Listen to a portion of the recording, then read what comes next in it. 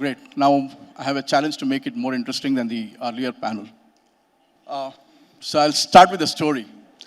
It was in 1998 that the first technology park funded by the Singapore government came up in Whitefield. And those days, Whitefield was not Bangalore, right? So we had a long way to go, and the best way to travel was still the BMTC bus, although it would take an hour and a half. The BMTC conductor would call that particular stop outside the Whitefield Technology Park, Singapore. So he used to issue tickets to Singapore. That was 1998. And the chief ministers of those days kept on promising Singapore.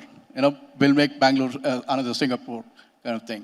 2023, we have slightly missed that goal, I think, of becoming Singapore. But I think at this point of time, we can aspire for something better than Singapore. If you think I'm being foolish, no, I'm not. I'm basing it on data. And the data says, in the first 10 months of 2022, India received R&D investments, right? These are new projects of R&D coming into India, which was equivalent to what the US, UK, and China combined received in that period. $15 billion of R&D investments, CapEx R&D investments coming into India in just 10 months. So that says something. And of that, 55 projects came to Bangalore, over $2 billion of investments just in R&D into Bangalore, which is what gives us the aspiration. Can we become something bigger than Singapore? Can we become something closer to Silicon Valley? And that's what the discussion will be about today. Can I ask the panelists to start off with some initial remarks on what is bringing these investments into Bangalore? What is it that attracts people? I mean, certainly they're not coming for the infrastructure. There is something else that's happening. So from your vantage points of running huge organizations of engineering and R&D centers, what is the kind of work that happens in Bangalore? What is it that is bringing these investments into Bangalore? If each of you can start off with 2 or 3 minutes of initial remarks, then we'll move on to the discussion later. Glad to be here on this panel. I think the last panel ended talking about the people of Bangalore, right? I think one of the main reasons why all this investment is coming is the talent in Bangalore. There's absolutely no doubt about that, right? Talent of the highest quality, right? If you are talking about creating, IPs and products which are of world class, you got to have people of that caliber, right? And what we have seen over the last couple of decades is that from being a back office to support, development elsewhere, Bangalore has really graduated into, when I say Bangalore, the entire ecosystem, right?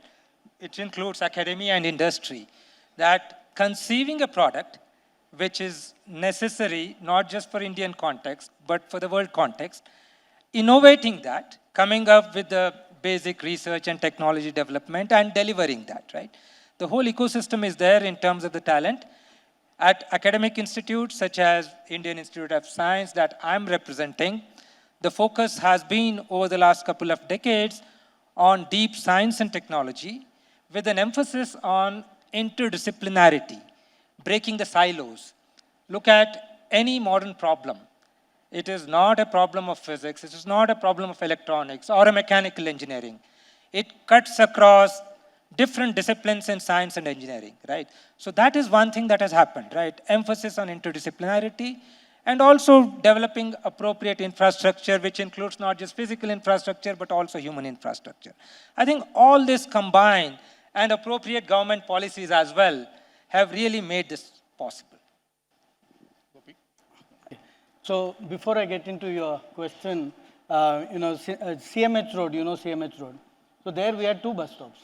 So I have to talk about that. Okay. So one was called Smashana the graveyard, and the other one was called the police station. So the question the conductor asked was, anybody wants to go to the police station? So Singapore is a much better stop, I guess. In terms of why people are attracted to Bangalore, why is R&D investment coming to Bangalore? I was very close and upfront with that question in a very intimate way during my GE days, for sure.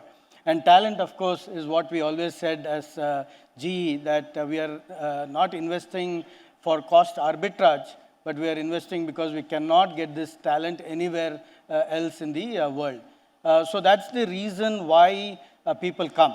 But why is that we have the talent in Bangalore in particular, and I'm a Bangalorean, born in St. Philomena's Hospital in 1968, so that gives away my vintage, to dad who worked in DRDO. So product of a whole class of people who grew up in a manner knowing what R&D is about, parents going and doing research for the Indian government or the Indian defense system, and going abroad for higher education and making the call and coming back. So there is a significant amount of that population present here. There is a love for Bangalore, and there is a slogan which is associated with Bangalore, which is Swalpa Adjust Madi. I'll come back later and say that on culture we should do Swalpa Adjust Madi. I'm a person who's Telugu speaking. I can speak Kannada very well, but felt at home always in Bangalore. So Bangalore offered for technical people also a home where they were understood technically and culturally as well. So that's the reason we have the talent here. From looking at the need for R&D ecosystem, we also have, of course, the NALs, the CSIR labs, other CSIR labs, the DRDO labs. We have Texas Instruments, which started the first engineering organization outside of the US in India. We had GE start the first R&D organization. So the ecosystem exists. So it's a natural place for R&D funds to come. But I think we need to evolve to a place where we send R&D funds from here globally and be in that seat of power where we tap into talent across the globe and make products come out of here. Professor Souradeep, do you want to speak about it from the point of view of fundamental science?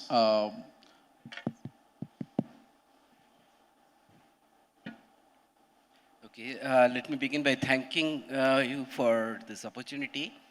So I would like to give a slightly different perspective on how we become a lead country. I mean, you talk about a laboratory of the world. And so everyone mentioned about this ecosystem that needs to exist, and you have,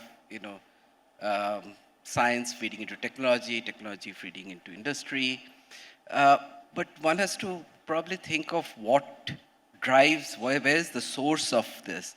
And if you go back to history or look at the other countries, it has been, a lot of it has been fundamental questions that have been at the threshold, which is what you want to understand and, overcome or understand, improve our understanding of nature.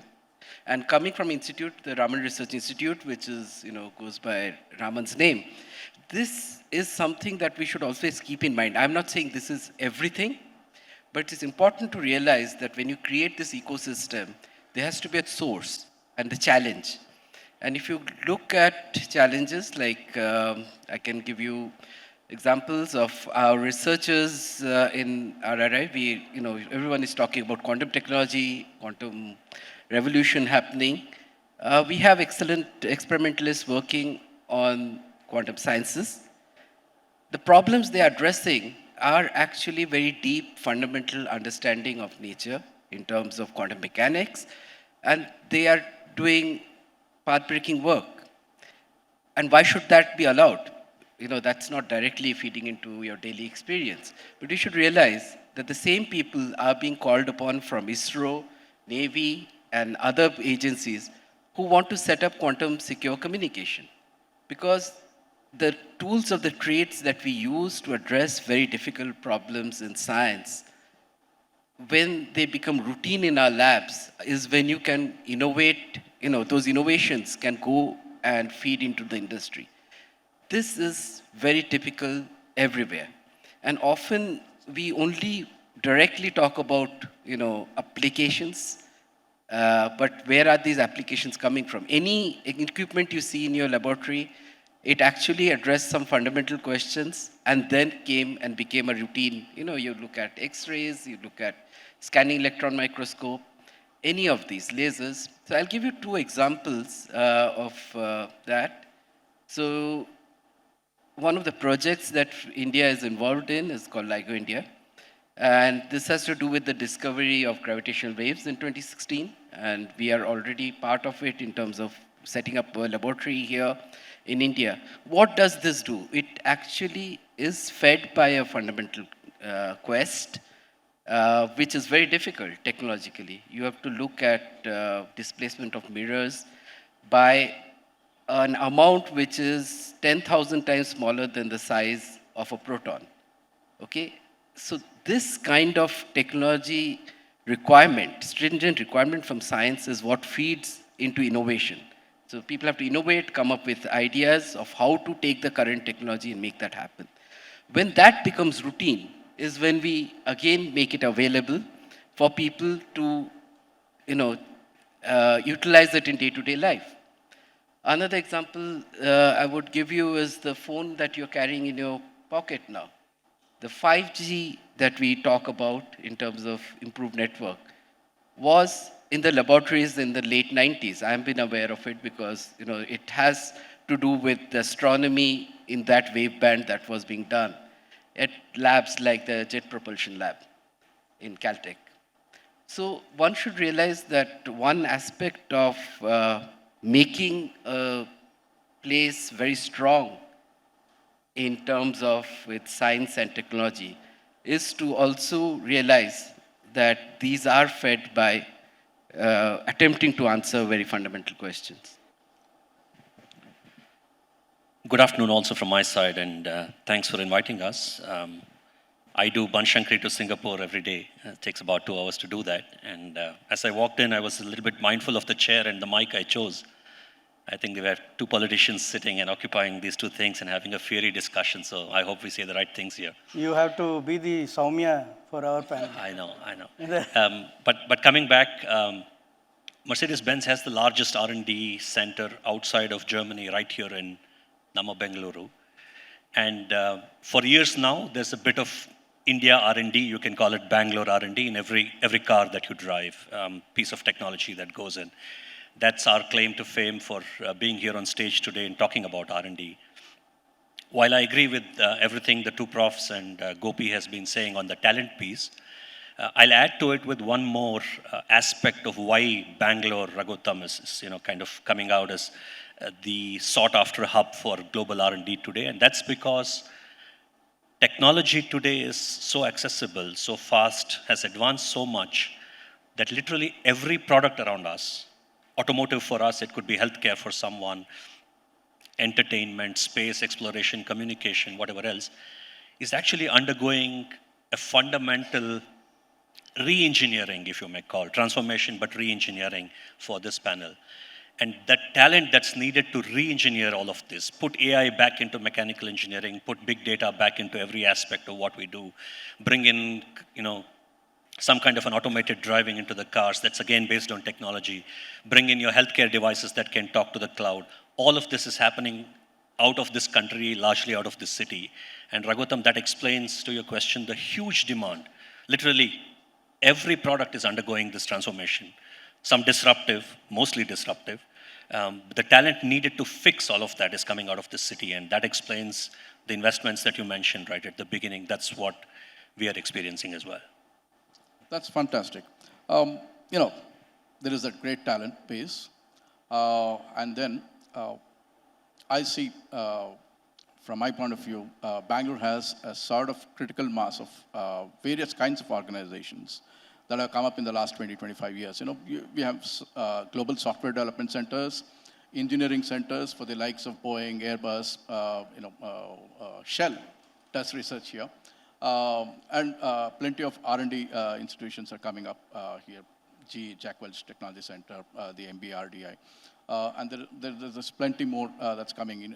Samsung has just set up, they've expanded their research base. Then, of course, there are the public sector institutions, certainly. Great ISN, RRI. Then there is the DRDO labs, the CSIR labs, everything is there. So, given this sort of ecosystem that we have, what is the kind of work, compared to other centers of science and innovation around the world?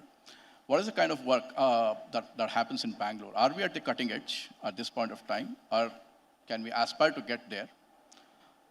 Can we aspire to become the laboratory of the world, as it were?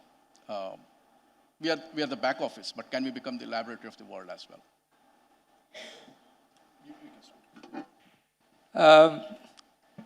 I think absolutely, we have to dream big, we have to have aspirations which are sky high. I'll illustrate this with one example. Let me take an example of nanotechnology, with which I'm closely associated. In this area, Bangalore is already a lab for the world. Why am I saying that? At IISc, we dreamt big 20 years ago, and we said, we want to set up a nanofab in the academic setting, which is the best in the world, right? That's what I said, you really have to start with dreaming big. And indeed, that resulted in Center for Nanoscience and Engineering. The Prime Minister came and dedicated it to the nation. In the last count, researchers from 40 countries have come here to do their research. To that extent, this is already a laboratory for the world, right? So this is possible. I think you really have to work towards that. It's just saying, Kennedy saying put man on the moon, right? Then you will have to align to that. Everybody in the ecosystem should come together. And that happened here because academia, government, industry, of course, these are three important pillars. We went beyond that. VC community, social scientists, we brought everybody together in this experiment. And this is experiment, going on. And we believe that, this is one example, living example, which clearly shows that, Bangalore has a lot of potential. In deep science and technology, it can indeed become lab for the world.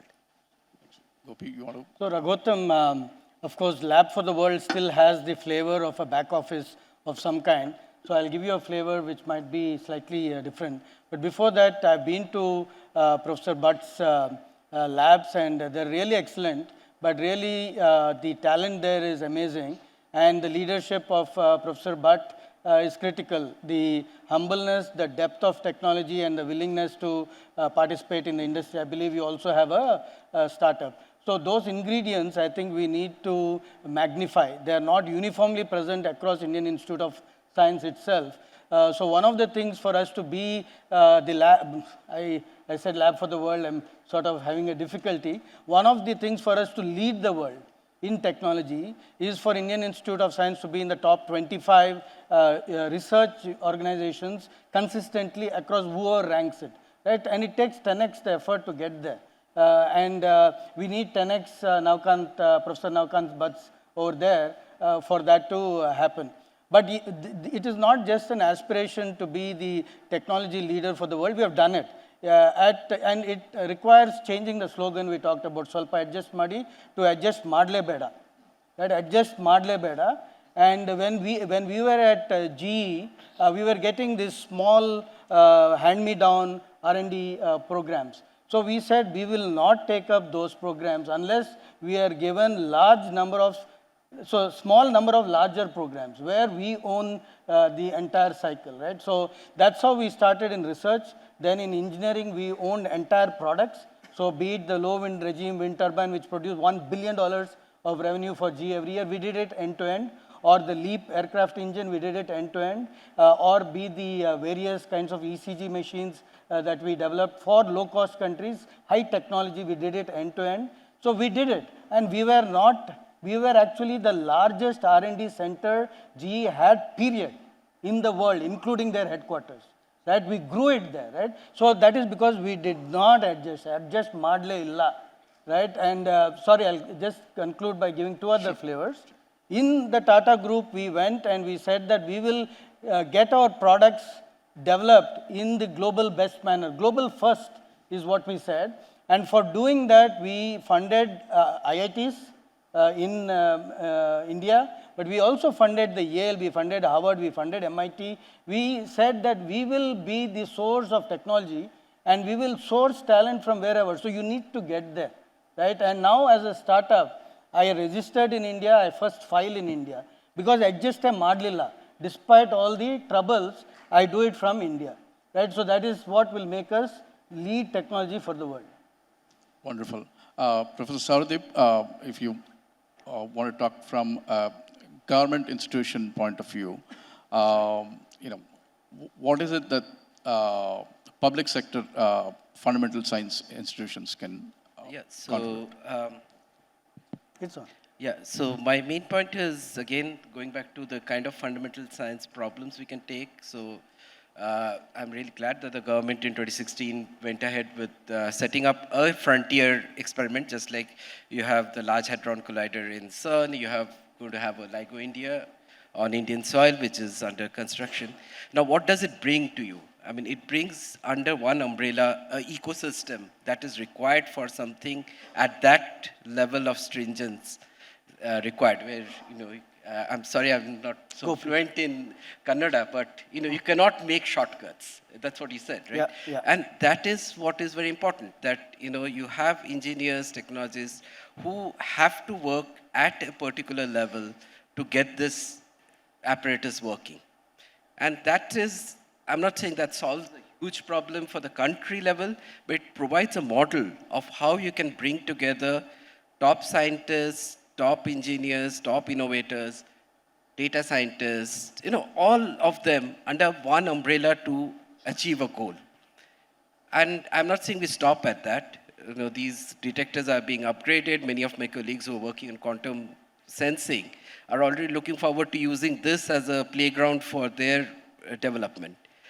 Then we have future in many other things. I mean, ISRO has been very aspirational about missions, and we should target really aspirational ones, not just routine ones. I know we have done it too, if we stop that in our fundamental quest and really take up challenging problems, which others are also looking forward. So we are competing, actually I'm proud to say, in the Raman Research Institute. We have experiments that are actually competing. They're ruling out experimental results, false claims of others. So we are out there, and that is one way in which we can become the laboratory of the world, because we are pursuing something for the first time. We are not following.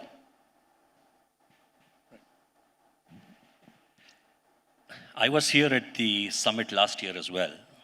And between last year and this year, I had this one trip to Germany after Germany authorized level 3+ autonomous on the streets, on public streets, on autobahns. And I drove it from the headquarters to our test grounds, and there were only Indian engineers sitting in the cars supporting me on that drive. If that tells you about Bangalore's role in bringing cutting-edge software to the market, right? As we speak and sit here, CES is ongoing at Las Vegas. Right now, we just got an approval for L3 in the US. Yesterday, it was announced on the public as well. And accolades came all the way to Bangalore for having put that software there. Last month, we got L4, which is auto parking system possibilities for cars. You just get off and ask your car to park for Germany, for some of the manned, or rather more disciplined park houses. And the software accolades for that came to Bangalore. This is not back office work, right? This is really putting customer solutions right in the product there. And it's more than once that accolades have flown back, way back all to Bangalore and to our offices in Pune for having achieved all of this. That's been the last years. Before I give it back to you, there's one thing, I've had the fortune of being with Gopi at his office recently, not yet with Professor Bhatt. But whenever these people, we as well at the corporates talk about achieving at what you want to say, moving away from back office to the front and solving the world's problems and so on. One topic is understated, which I've seen to be working really well for us, and that's more than just academia, volume of talent, engineers, government partnership. This is technology leadership. The Solpa Adjust Markoli goes away only when leaders with technological background and know-how take up the cudgels and say, we want India, in this case Bangalore, to really go up, stand there in the front, take up fewer but larger projects with deeper responsibilities and deliver. And the good examples that you see in this city are where this leadership has also worked, right? Technology leadership has also worked. So putting things to use, because I think we've seen enough of movies where we discuss about how great scientific work was going on from India, but in a very shy manner, right? We had to really, mathematicians had to reach out to Oxford to tell them what we can solve out of here, and you know what I'm referring to. So from there, I think to beat that shyness and for Indians to come out and say, we can do this, in this case, out of this city, I think that's been also part of the formula for some of the successes in the industry that you see. We just published an article today on the very aspect that you mentioned, in terms of being able to recognize technology, talent, and being able to reward talent and take it forward. So Raghotham, if I can add to what Manu said, the technology leadership is one of the lacuna, if you would, in terms of across the board. I don't know if you'll agree with me. There are a few good technology leaders, but that's an area where we need to further develop. So CII, for example, has created a program for R&D leadership. And that kind of program in itself will not be able to get us there. But that's an area we need to say that we need more work to be able to create leaders who create a legacy of technology delivery. Right. So, Gopi, you also said, you need to put in 10 into effort into bringing up institutions to the top, right? A lot of what the buzz that happens these days is mostly about e-commerce companies, logistics, and stuff like that. Even in the startup space. What do we need to do to get into deep science, deep tech areas, both from a public sector fundamental science point of view, and from the private industries point of view? When do we get to a critical mass in terms of deep science, deep tech startups and innovation coming out of Bangalore? Yeah. Professor Bhatt, you are also an entrepreneur, so you can also start off with that. Yeah, there's typically this nomenclature of technology readiness level, which goes from TRL 1 to TRL 10, right? TRL 1 to 4 is typically what academia does. It's basic understanding of a problem, coming up with possible ways of looking at the problem. The industry typically is at TRL 9 and 10, okay? Because they need something that is already proven so that they can ramp it up and, start manufacturing and delivering. So there is something called valley of death in between, Who will do something between 5, 6, 7, that is where most of the ideas fall through this valley of death, right? So that is where US has done extremely well, Israel has done extremely well. This valley of death got to be bridged by startups, because all these are very risky ideas.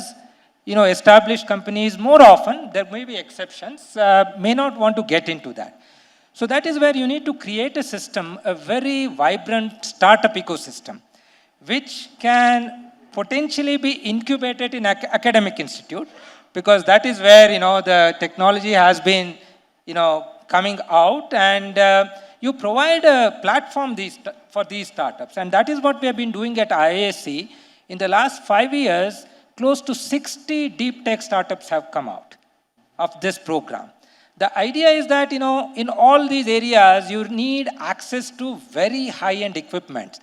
And no startup would have a wherewithal to really buy these equipment, and no investor will give you money to buy and put in infrastructure. Could you give us some examples of these 60 deep tech? Okay, in many areas, I can start with my own startup, which is in healthcare.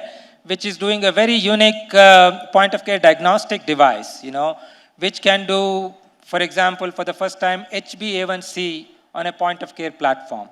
HbA1c is a gold standard for diabetes management, right? So over there, you needed, really nanotechnology, chemistry, biology, all coming together, and access some expensive equipment such as scanning electron microscope and some deposition equipment. I mean, no startup will have that kind of, access, right? That's one example. There's a company called Bellatrix, which is again incubated, in IISc, and they're actually building these thrusters for satellites, right? And a variety of other components for satellites, because now space is opening up in India, right? So that is a space startup. There's a company called Astrome. Eventually they want to, put in a low Earth orbit satellite cluster, to provide internet anywhere, anytime in remote places through satellite, right? So these are some examples, and none of these startups could have come out but for this ecosystem that we have created at IISc. Excellent. So Raghotham, we have about 13,000 startups in Bangalore, and we can go 10x in terms of the number of jobs in the startups until 2040. You can visualize the 1.5 million jobs created by startups. But like Professor Bhatt said, not all of these will be able to do deep tech, which is okay. But really the place where I would look is that the TRL levels in large companies, they are taken all the way through. So there is an R&D advanced technology program. There is further, what would be the advanced technology program will be 3 to 5 years out into the market. Then there is a program which will take up to 3 years to get into the market. And there is ready to serve, which is almost immediate. So large companies actually should and can afford to do all the TRL levels, and they do. We do not do in India. Our R&D expenditure in India totally is 0.7% of GDP, and it has grandly fallen from 0.8% a year back, 0.9% a year before, not because the amounts are reducing, but because the GDP is growing. And this is not acceptable. Of this 0.7%, significant amount is the government investment. There is hardly any investment coming from the industry. It is sub 0.4%, it is some 0.3%. In fact, I have done work to show that if you invest less than 0.5% of your revenue into R&D, you better not invest it, you give it in charity to somewhere else, it's a total waste. So the R&D investment of large companies have to support deep tech. The startups, there are startups who are capable and will team up with universities and do that. But the biggest lacuna is the industry. But there's one more. The government funding is totally non-transparent. You do not know where it goes. It disappears. And there is programs which we lobbied for, Technology Development Fund, IDEX. There is all sloganeering which happens. And then you do not know which is this organization which got the funds. It doesn't show up anywhere in any platform showing any product and any productivity from India. So there is not enough anger that our taxpayers' money, that's our money, is not coming to the right places for deep tech.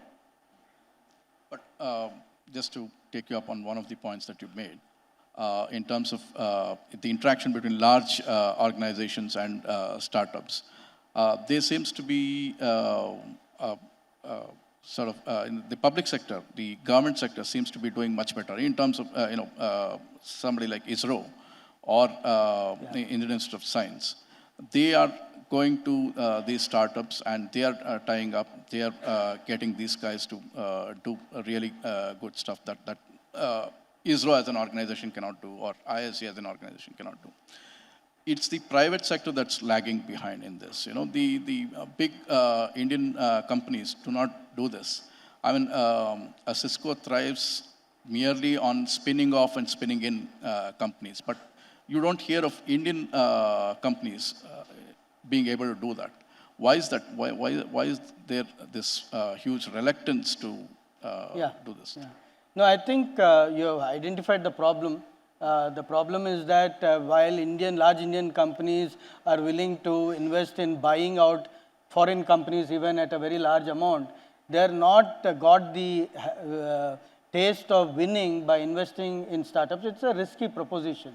but it's a risk worth taking, and we need to bootstrap. Startups need to get better, because many of the startups think that it is a glamorous world. It is not. It is sweat and blood. And so you need the more startups to come who understand that it is sweat and blood, and it is deep tech, and it is going to be talking about value, not valuation. Right? You need the startups to offer much more, and the industry to offer much more. So that bootstrapping has not engaged yet. Professor Souradeep, do you want to comment? And one? About deep tech, I mean, again, these are driven, and so this Professor Bhatt mentioned about TRL4. How do you go beyond that? And academia doesn't do that. One of the ways is to have a very goal-driven science, where for certain things you need to, many of the products that you see have gone all the way in labs in the US, right? So it's not necessarily required that an industry takes over. But on the other hand, I completely agree with what Gopinath said, is that we don't have that slightly longer vision. See, you have to, when you make a risky investment, the returns may come later. And we are not ready to do that. I mean, so for LIGO India, for example, we are prototyping things which are, somewhat always beyond what the industry would typically do, because we have stringent scientific requirements. And it takes time, but we have been working with the industry very successfully to get them to do a little more than what they would normally do. And that risk-taking ability, if that goes out a lot more, I think will go a long way. I mean, both, as I said, I mean, there could be very specific places where we, bridge this value of death, which is important. Or in a general sense, encourage industries to take a slightly longer view and invest in deep tech. Investment, in my opinion, is largely not done because of the risk that is perceived in the short term. I don't think anyone is thinking that, okay, but in doing so in 10 years' time we may. And there are big companies which can afford to do that. I guess you have people here. So Manu, if we are not ready to take even the basic risks that large companies need to do, how do we aspire to do moonshots then? Yeah, no, I have no hesitancy in admitting that this is really an area to work upon, especially when it comes to large corporates. We are learning, I think the Startup Autobahn initiative that we are running here is its 4th cohort right now, and with limited success still, and for reasons that Gopi just mentioned, as a corporate to kind of change that mindset and look for projects and kind of be ready to share the problem statements outside with a startup and dream big enough, and to get Bangalore and India to where it has to be. There's work to do. I'm no hesitancy in admitting that. It's not so much money that fails right now, it's a mindset that's failing right now. I'm coming back to that topic of leadership, one aspect of leadership, because I think there's every other ingredient that's needed for success here except one of those big ones now. But otherwise, I think the days of trying to, number one, look for problems way bigger than you can think of, more societal to solve, even if it's a company with shares and worried about ROS on the market. To solve the fundamental problem of mobility has been the discussion in the last 2 years in the company, and I can see the mindset shift within the company when people start talking, not always about share prices and what profits that you produce, but about putting people from point A to point B, for us the Mercedes way, but doing it in the right way. Right, the greener way, the carbon neutral way. And I think people connect with the cause and the purpose way more, and we're just discovering back the energy that we can within the brand, both for ourselves, but for also collaborating with the startups to solve bigger problems. And Mercedes and other companies actually have startup programs. So when I mentioned in Indian companies which I've been part of also need to even grow more. So, sorry, I'm told our time is up, so I'll end this here. We were not able to take questions. But as Manu said, dream big, dream on. Yes. If we can't become Singapore, we can still beat Silicon Valley. Thank you.